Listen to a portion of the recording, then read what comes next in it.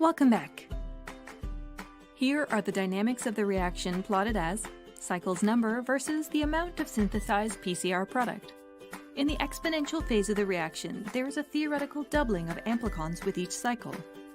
In later cycles, approximately cycles 30 to 35, there may be depletion of critical reagents such as DNTPs, which slows down or stops PCR amplification.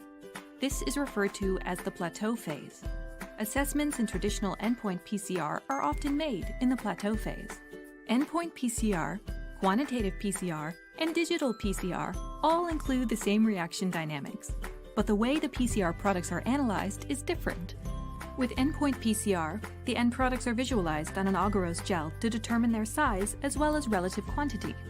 Endpoint PCR is used for applications such as cloning, sequencing, genotyping, and sequence detection.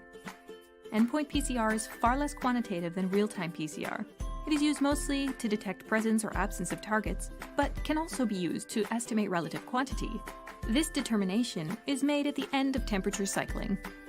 In quantitative PCR or qPCR, the PCR products are continuously detected throughout the reaction cycles via either intercalating or probe-based fluorescent dyes. The fluorescence signal increases proportionally as product amount increases. qPCR is much more accurate in quantifying the starting material than endpoint PCR. Using a standard curve generated by amplifying known amounts of starting DNA, the quantity of target DNA can be determined from the cycle number at which the unknown DNA is detected, relative to control DNA. qPCR, as part of RT-qPCR, can be used to quantitate RNA levels.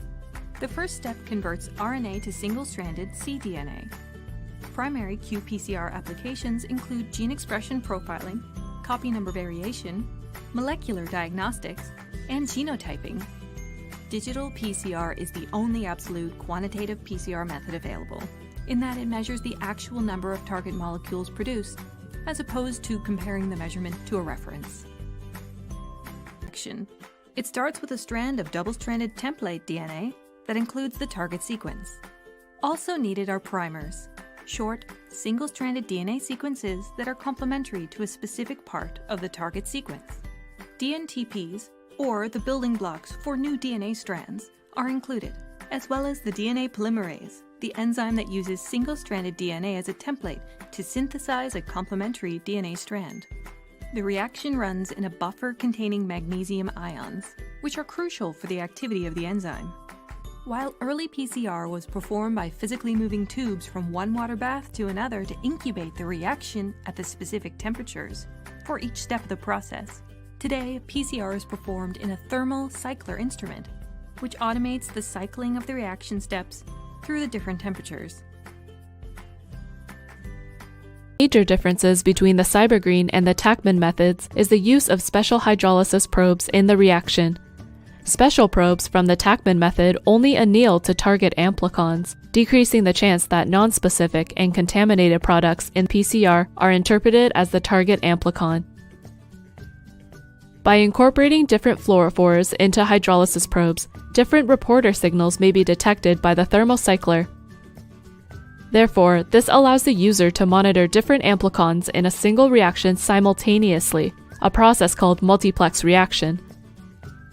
The Cybergreen method is more readily available and less expensive.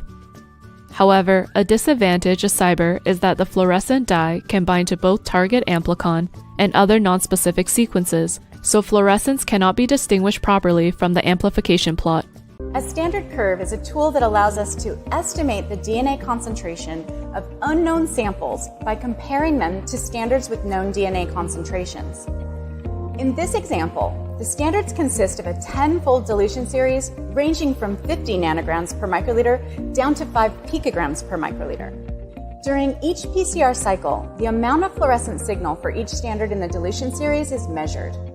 When the fluorescent signal crosses the detection threshold, the cycle number is recorded as a CT value, or a threshold cycle value. The CT value is what ultimately is used to create the standard curve.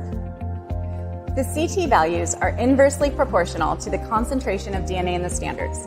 The high concentration, 50 nanogram per microliter standard, will cross the detection threshold first, generating a low CT. The low concentration 5 picogram per microliter standard will take many more cycles to cross the same threshold, and therefore the CT will be higher. The CT values for each dilution of the standard are plotted on a graph, and the software generates a regression line that fits the data. Because the standards are 10-fold dilutions, we expect the change in CT from one standard to the next to be uniform. An uneven distribution of CT values might indicate that the dilution series was not accurately pipetted. Let's take a look at the standard curve for a specific DNA target, the small autosomal target. The x-axis is the log of the known standard concentrations. The y-axis is the CT value of each standard. Now, do you see the quality metrics at the bottom of the screen? Let's review slope, y-intercept, and r-squared. The slope measures the efficiency of the PCR reaction. In a perfect world, a slope of negative 3.3 indicates that the PCR reaction is 100% efficient. The target DNA is doubled each cycle. 2 copies become 4, 4 become 8, and so on. The y-intercept is the expected CT value for a 1 nanogram per microliter sample. The r-squared value measures how well the regression line fits the data points. A line that fits the data points perfectly has an r-squared of 1. If your data points are scattered, the r-squared value for the line will be lower. The CT values of your standards affect the slope, the y-intercept, and the r-squared value. It is very important to prepare the standard dilution series carefully to ensure consistent and accurate results. Running the standards in duplicate can help ensure you have a high-quality standard curve. Once your standard curve passes the metrics test, it can be used to evaluate an unknown sample. The CT value of the unknown sample is measured and compared to the standard curve to estimate the DNA concentration of the unknown sample. eDNA stands for environmental DNA, and this is DNA that's shed into the environment from organisms that live in lakes, rivers, streams, pretty much anywhere in the environment.